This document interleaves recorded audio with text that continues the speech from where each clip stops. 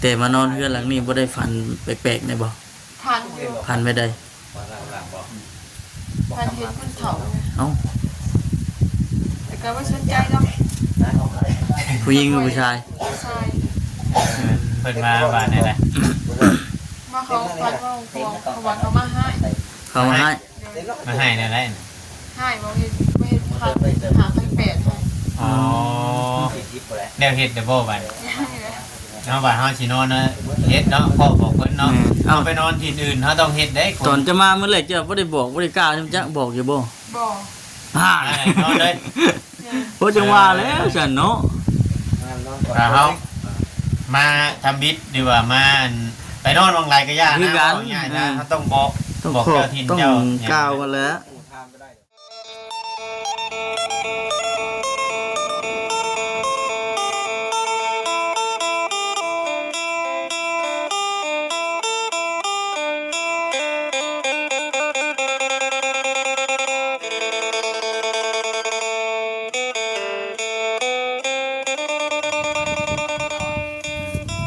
หาเงินหาคำหน่อยดิหาดูกินตะกี้ พอที่อยากชวน อืม ผู้เบิ่นไปเฮ็ดงานอยู่ไทยนะเนาะ เดิน ตอนไรยังตอนได้ลูกน้อยนี่เจ้าอยู่บ้านบ่ อยู่บ้าน โอ้แสดงว่าเราเก่งเดี๋ยวได้นี่เนาะ โอ้สู่ชีวิตเติบอยู่เบิ่งนี่นะ พ่อแม่ว่านั้นไปเฮ็ดเวียกเฮ็ดงานอยู่ไทยเด้เราเลี้ยงลูกผู้เดียวอยู่บ้าน เก่งเติบ อืม ใช่ว่าอยู่งอมๆแงมๆเนาะลูก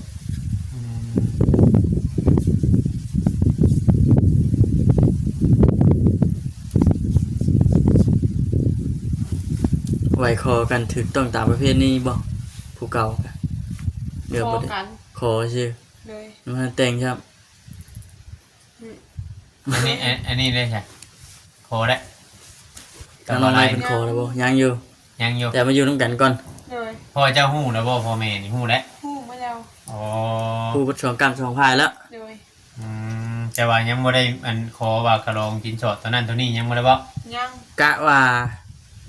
เดือนไหน เดือนหนึ่ง อีกประมาณเดือนหนึง เดือนหนึงน่ะเพิ่นจังสิมาไหวมาขอ แม่ พ่อแม่จังสิขึ้นมาแต่พุ่น แม่ เดือนหนึ่งไป2 เดือนนะ2 เดือนหรือ3 เดือน เดือน ประมา นี้ ณ ก็ 3 เดือนนี่แหละ 3เนาะประมาณ อันสาม เดี๋ยวเดือนหนึงยังเดือนหนึงลาวบ่คือเดือนหนึงอันนี้แต่คนบ่เป็นบ่เดือนหนึงตัวใด วันที่บ่ เอาเพราะว่าเดี๋ยวนี้มันจะเป็นเดือน12ไงไหนเดือนนี้น่ะเนาะ เริ่มแล้ว ใกล้แล้วโจทย์จ้า แม่นแล้วมันเบิดอยู่ได้เดือน11กินนี่เนาะ เออ มันเป็นเดือน12แล้วก็นั่นแล้วนี่ได้เพิ่นสิ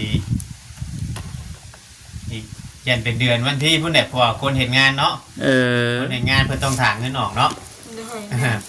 ถ้าหาสิเว้าเดือนตัวนี้นี่บ่แม่นดอก เอาเป็นปีบ่พอจะเห็นงานหรือเอาเป็นเดือน ปี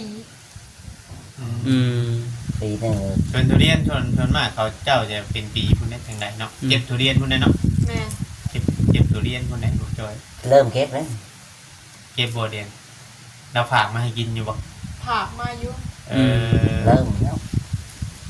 มันเฮาเห็นกระทายโรงเรียนมันทุเรียนหลายจำเดือนนี่เนาะ ลืมจงไว้นี่เด้อจงไว้ให้บ่าวกินนี่ ผักเป็นลูกบ่หรือผักเป็นอันนั้น เป็นหมากเป็นหน่วยแล้วบ่น้องมวย ยันเมนนั่นเลย เออโอ้ยน้องเพิ่นน่ะพี่น้องนี่เนาะอยู่ผู้เดียวปกติน้องตุ๊กเพิ่นอยู่ร่วมกันก็ได้มานั่งดินนั่งร่วมกันว่าซั่นนั่งว่า คิดว่าคารองเท่าไรอยากคิดว่าคารองเท่าไรนี่ ยังพูดเลย มาโหบอกยันมามีมาเว้ากันไว้เราเห็น จะเล่นปุ๊บเลย ยันเรา จะเล่นขางเพลงไป เขาได้ได้เนาะ กูระยะรถเล่นขางกำแพงอยู่เนี่ยโว้ย ไอ้ ฮะ ไอ้ ระยะรถเล่นปุ๊บเจ้าเชียว ปิดหน้าเป็นยังเรากำลังที่ได้กิน กำลังคิดเจ้าชิดเล่นขางกำแพงกิน เราป๊อก ประโยคเพิ่น ที่แนไปโทษ อ่าในไหนว่าเมื่อเกี่ยวเข่าคือเห็นแดนลงข้างใต้พูด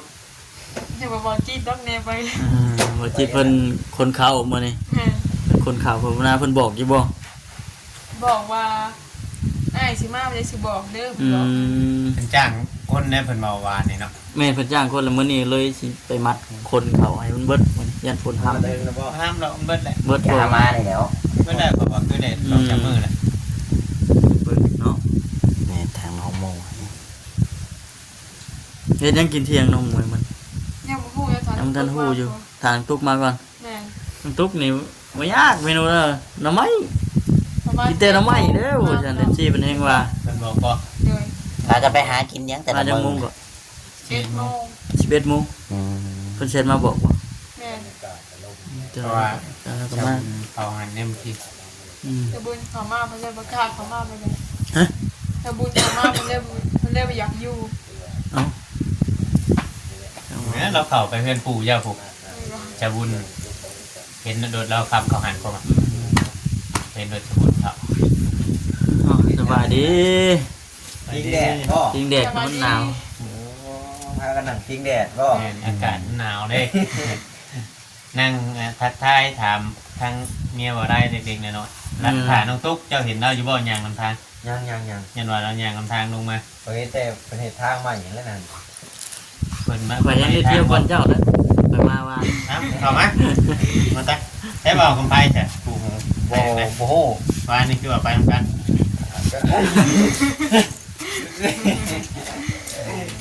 ไอ้ช่างก็ถามเอา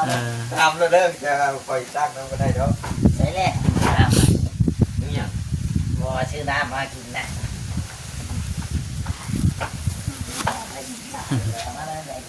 แกงหน่อไม้น้ำตุ๊กไปกินเมนูเพิ่น แม่นเพิ่นว่าถามเพื่อนเด้อเราถือว่าให้กิน อืม จนได้พากันกินแต่แกงหน่อไม้ได้เนาะ แม่น 14เพิ่นจนคอมเมนต์เข้ามาโอ้บ้านกินแต่แกงหน่อไม้แท้ว่าซั่นสิเป็นหน่อไม้ได้นี่ หน่อไม้ตลอดพี่น้อง ตำหมกตำหุ่งสิได้เนาะบ่ได้เคยกินบ่กินอยู่ โอ้ได้ก็ได้เกี่ยวข้าวนี่แหละเกี่ยวข้าวเนี่ย ที่หากินหยังเนาะอยู่แถวนี้กันเนาะ แม่น สิมีหยัง มันมีแต่ปลาอ้อยเนาะ มีแต่ปลาอ้อยนะ พากันกินอยู่บ่หยอดอ้อย เอาไปกินอยู่ ไปหักไว้อากาศ เนาะอ้อยคุจิโร่อันนี้แหละ เพื่อนหน่อยก็มีกล้วยกิโลแนวนี้มันจะมีกล้วยอยู่เนาะ เลย เบิดฝนมันฝนเริ่มหยุดตก บ่กล้าก็เพิ่นเดียวเนาะไม่ต้องลุกไปเด้อ อื เอ ม อบ่กล้าบ่ไปผู้เดียว บ่กล้ามันขาดต้องลุกไปแม่น เป็นขาทุกๆเดินไปบ่เป็นรถ เพราะว่าแถวนี้มันโมเมนต์ทินเจ้าในเนาะ แม่น ปกติแต่ก่อนนี่เคยมาอยู่บ่แถวนี้ เคย หาอยู่ แต่ หา ไป กิน ฝั่ง นะ นั้นเออก็เราอยู่เบื้องนั้นเด้ มันจะบ่ได้ไกลกันไปดอกไปเนาะ บ่ใกล้ฮะ คือว่ามันบ่เป็นแก้วแล้ว นั่นโมเมนต์ทินนะ คือกันกับเฮาอันนี้เฮากับบ่ได้สิว่าไปทั่วไปหยังเนาะ ทางใต้ทางเหนือบ่ อ๋อ เนาะ อืม ได้ทางนี้ยังนั่นน่ะ คุยกันคือ เอาหมูพี่น้องเนาะ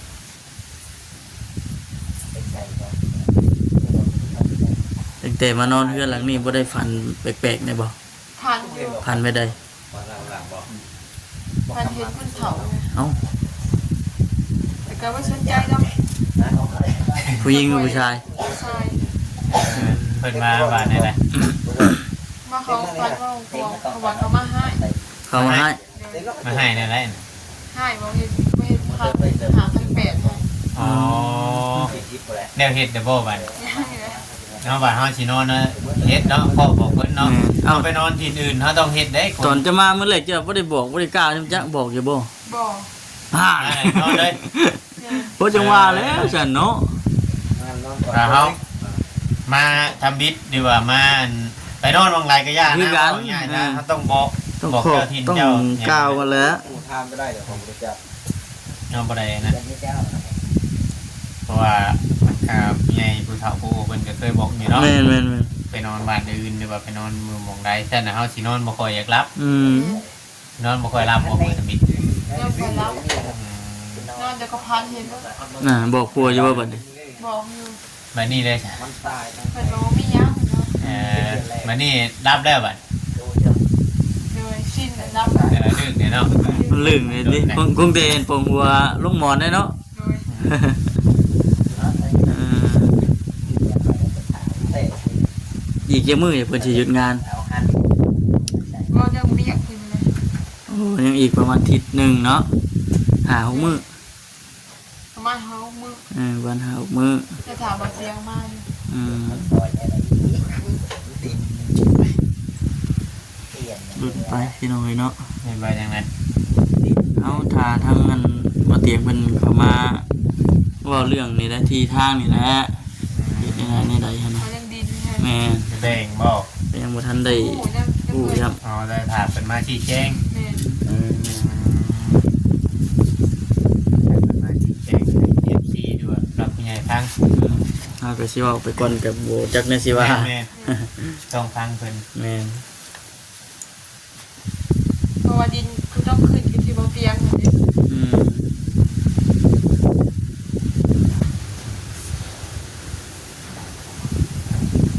เพราะเพื่อนที่บ่เตียงเพิ่นสั่งที่แรก บ่ ติดบอกบอก อืม ก็เลยว่าคือชิดที่บ่เตียงคนเดียว บ่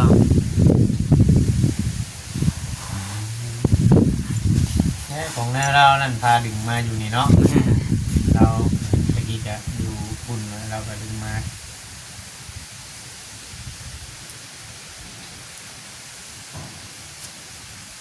เห็นบ่จิตว่าเพิ่นสิลงมาอยู่ไปอยู่ที่เหนือผมบ่จิตบ่เตียงสินะ เพิ่นอยู่พุ่น ใกล้เนาะ ทางใต้พุ่น กันทันได้ไหมยังอยู่เจอใต้อยู่เพิ่นกันมาแล้ว เพิ่นก็มาแล้ว เพิ่นไปลายมือเลยเนาะ เตรียมโตเลยน้องมวย เตรียมโตสิไปอยู่ไสได้บัดนี้เนาะ ตกใจได้น้องมวยบ่ได้นี่ รุ่นที่รุ่นเราเด้อ รุ่นบ่ เดียวก็ดึงแหละเจ้าเขากล้องไปเลยเดียวก็ดึงเนาะ มันถูเลยมาห้องเปลี่ยนถูก บ่จิตมื้อนั้นว่าหยองยังตกใจ ตกใจบ่ เอาหยอกเนี่ยนะ น้องมวยต้องไปปุ๊กกระต๊อบอยู่ คนอื่น ตกใจน้องมวยก็ได้พอหยอกเพิ่น เอาครับที่ไปปูกระต๊อบพอดีกลับมาอยู่เพื่อนเจ้าของคนแน่เนาะ อยู่ใช้ก็ได้ก็ได้ผัวอยู่น้ำเนาะ นี่จะก็ได้ว่า ก็ได้มีผัวอยู่น้ำบ่ซั่นซะ แม่ อันนี้ก็คือพุทธประสงค์แล้วก็บ่ได้แม่นว่ามาคุกหมอคือเราชาติเราพี่น้องเรามาอยู่น้ำผัว เลย ซี่เพิ่นก็เข้าใจอยู่ซี่เพิ่นก็มาอยู่น้ำลูกน้ำผัวนี่แหละว่าซั่นมาสร้างชาน้ำกัน ส่วนลายไพ่เห็ดอยู่เห็ดกินอยู่นะเจ้าบอก เฮ็ดใส่กัน เห็ดช่วยกันบอก เลยวิธีน้องตุ๊กแล้วนอกมีใส่กัน อื วิธี ม น้องไล่มากกับน้องตุ๊กเฮ็ดใส่กัน3คนปรึกษากันนี่กินยากปรึกษากันเลย อืม ห้องกันเลยบัดออกจากห้องเลย ก็ แม่แต่เจ้าแน่บอกโซนแนบน้ำเมาเนาะแนะนำมาว่าเห็ดอะไรนั่นได้จังจันจังที่บางเดือนบางทีเขายังน้อยอยู่ยังมาจักคบเห็ดได้ แม่นนะ ยังมาจักคบเห็ดอยู่เห็ดกิน ยังน้อย เอฟ เลย ซียังเป็นห่วงอยู่ว่ายันบาดเราเลยลูกเลยยังอยู่เนาะเห็นเรามาจักคบเห็ด แม่ใหม่ครับเนาะ แม่ มาทางกระจักเนี่ยแถมผู้รักผู้ใหญ่ก็บ่มีทางญาติพี่น้องทางลาวก็ได้บ่แม่ก็ไปบ่ลาว แม่อาศัยทางนี้ได้เป็นเดือนเป็นนอกเป็นพ่อเป็นแม่นะใส่ทางบ้านลูกทางนี้นะ นี่ก็พาใส่ เอา เนาะ เนาะแม่อะไรมันก็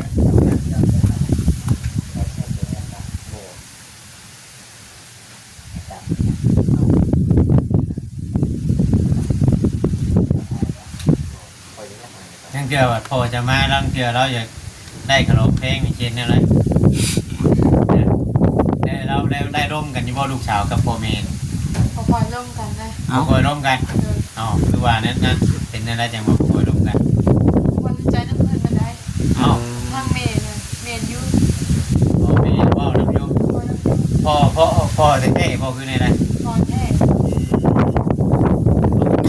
เกินหลายลงในน้ำเมย์เนาะเพิ่นกันสิบ่เกินกำลังน้องเนาะสามบ้านสามเมืองอยู่ได้เนาะแต่บ้านเมืองทางนี้เท่าไรทางนี้ทะลอง ซาวละ สาระ ธรรมดาเนาะธรรมดา พอ โยกเพื่อจะได้เจ้าล้านเดี๋ยวได้เนาะกูเมื่อจะกี่วันจะไล่เนาะเมื่อไล่เดี๋ยวเลย บุกไป เดือนหนึ่งกับเวลามันก็เริ่มมอเจ้าจันเข้ามาได้นี่ ตาล้านหาน้ำกันแล้วอ่ะ เอาเต็งเลย หาคนเดียวคนแรก หาคนเดียว เดี๋ยวหาช่วยกันใช่ไหม ไม่ได้ช่วยแล้วเจ้าอยู่เพื่อนเนาะเพื่อนไหนเผาเพื่อนวะเพื่อนไหนเผาเพื่อนไว้อยู่กินถาลูกถาผัวมาวะ ให้เป็นบุกเองเพื่อนในที่น้องมวยที่ ไม่ใช่โดย ทางน้ำอาบน้ำใส่นี่เมนใส่อยู่ฮัน แม่ ในน้ำกินนี่เมื่อเอาน้ำอยู่เพื่อนพุ่น ไปซื้อเอา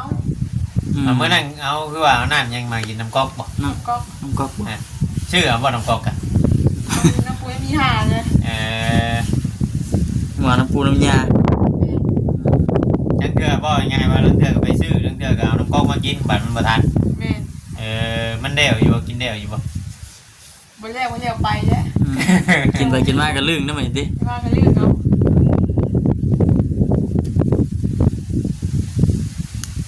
แต่กี้มีก๊อกโยกเลยอยู่นี่เนาะ ก๊อกเรื่องน้ำสั่ง ไปคูดลงบ่ คุดพาเลยว่าคุดไปถึงใช้คุดหาโคนบ่ เพราะว่าตะกี้เฮาเคยโยกนะแต่เฮือนเก่าอยู่นี่ติแต่เฮือนน้อยติ ผ่านแล้วผ่านฉากเนาะ หาน้ำสั่งเลย เคยโยกให้เขาน้องติ๊ก ก็ยุ่งก็อิ่วอยู่ดิกี้ เดินนี่ก็ไม่เห็นเลยบนพาพายอยู่ทางใด อยู่ มัน น้ำสั่ง พาใดเด้ มันพาใด แม่นใดเขากับโซลาเซลล์นี่ อืม โซลาเซลล์ลังเทื่อมันก็ยังพาได้ บ่ พามันบ่ได้คืออันแค่พาได้ งานนี้ยังพอได้ใช้อยู่เนาะน้ำเนาะ ไม่ใช่ ช่วงแรกมือเด้อไปน้องมวยมันเที่ยวมือหาบเอาอยู่อันเฮ็ดปูไก่ย่ำจ้ะ ให้ปัวมาเอา ใช่หรือไทยเลยเนาะหาในบัวไหวเลยเนาะ หาเพิ่มให้หาก็ได้ได้ไหม ก็ไก่เดิมเลยเป็นกิโลเดินดูเรามานี่ ไก่เติมมันขึ้นมาเยี่ยมอยู่บ่ ขึ้นมาอยู่ ขึ้นมาเรื่อยอยู่บ่ โดนแบบ เป็นได้ดิ ขึ้นมาผมสร้าง ขึ้นมาเบิ่งชานี่เลยบ่ เจ้ารู้สึกเนี่ยนะเจ้ามาอยู่นี่แบบรู้สึกเจ้ารู้สึกเนี่ยนะ อยากสางอีกซา บอก แม่ รู้สึกเห็นมาอยู่กับบ่อไร่นี่อบอุ่นอยู่บ่ อบอุ่นอยู่ คนดีในก่อน เลยลูกเมียดีมั้ย เราได้ยินเราก็ยิ้มไปเปื่อยพุ่นเลยเนาะแฮงมีแฮงกัน แห้งมีแห้งเติมอีก แฮง เนาะ มีแฮงตื่มอีกแฮงมีแฮงหาเงินตื่มอีกบาทนี่อืม พี่น้องเนาะมีแต่ว่าตัวเองที่จบคิดแล้วบ่ครับ แม่นแล้วคือกันแล้วจบคลิปเพิ่นเด้อพี่น้องเอ้ยบัดนี้ น้องเพิ่นเด้อไปนะจบเ